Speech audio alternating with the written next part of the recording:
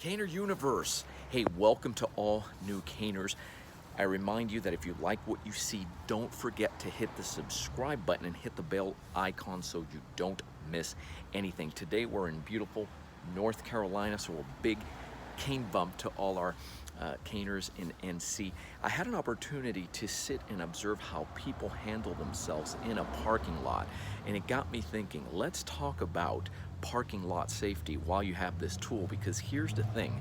The cane cannot get in the way. It needs to be an asset in the parking lot and anywhere you go, because otherwise it defeats the purpose of cane carrying, right?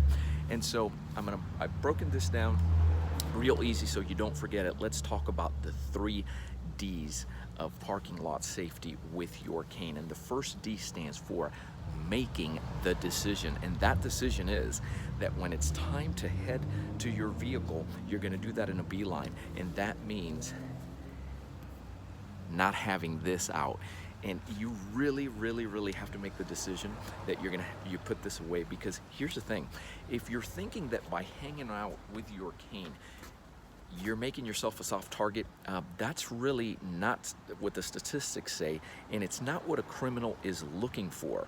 As a matter of fact, this is what makes you a soft target, because it totally consumes you of your awareness.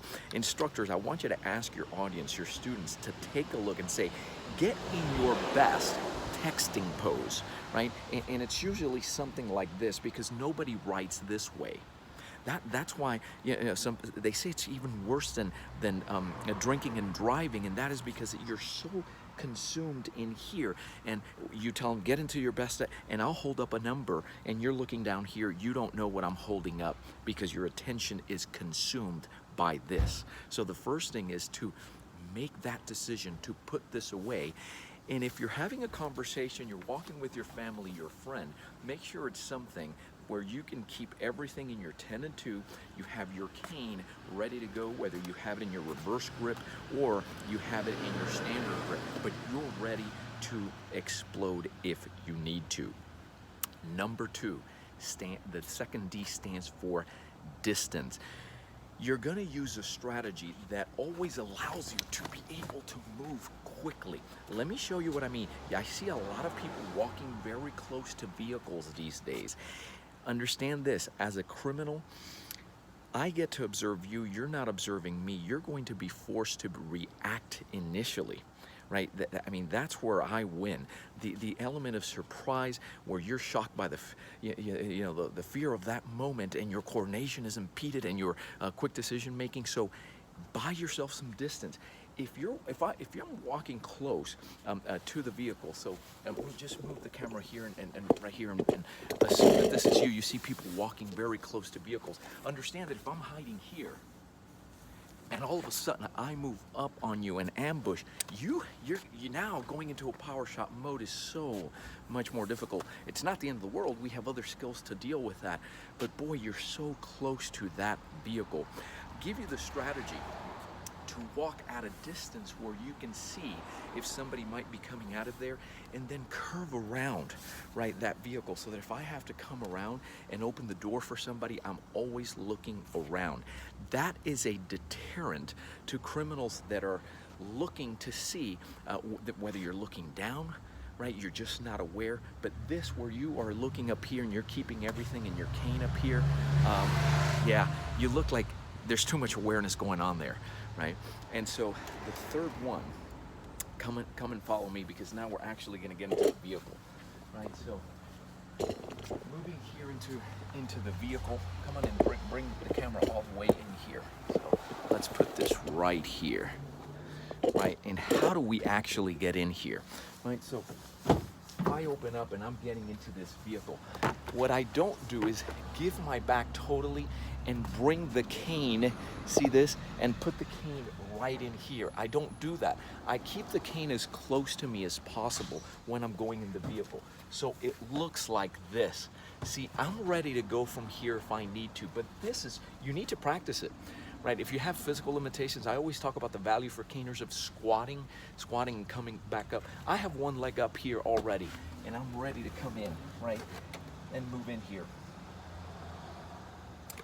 By the way, this happens to be a rental, they can see that that says the Sunshine State, that license plate. Keep an eye on that, right? Because criminals get to study. Remember, they're lazy, they want easy, they want soft targets, but they do have the discipline to wait. That's why a lot of the crime that happens around your vehicle. Why? Because as a criminal, I do have the discipline to wait, and at some point, I've been studying you, you have to get to your vehicle at some point.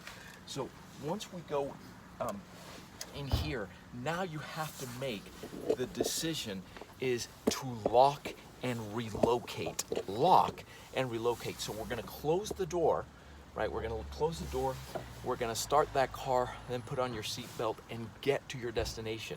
As opposed to coming in here and again pulling out that cell phone, looking at your social status, looking at the email, using this as time that you can go ahead and catch up on work. That's not what you want to do. Ladies, we know that you carry your purse. We know this. We know this because we know what you do. So do criminals. You have the tendency to put your purse right on that other on the other seat, on your passenger side. So you haven't locked yet, right? You do this first. That door is open. They come through there. They take the purse. I mean, that's the least of what can happen is if they take your purse, because that's replaceable. You are not. So make the decision once you're here to close the door, lock, relocate, get to your next destination, and then it's always going in a beeline. It's a good skill to, it's a good strategy to teach this to your family and those that you find yourself moving around with. So in summary, we need to make the decision that when we go there, we're not going to have that cell phone out. Use a strategy that allows you to create distance. Don't walk so close to the cars and the corners where predators are hiding back there, and all of a sudden, boom, they have the advantage of surprising you with an ambush.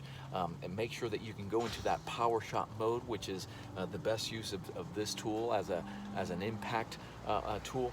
And then once you're in here, you have to have the discipline to lock and relocate and get safely to your next destination.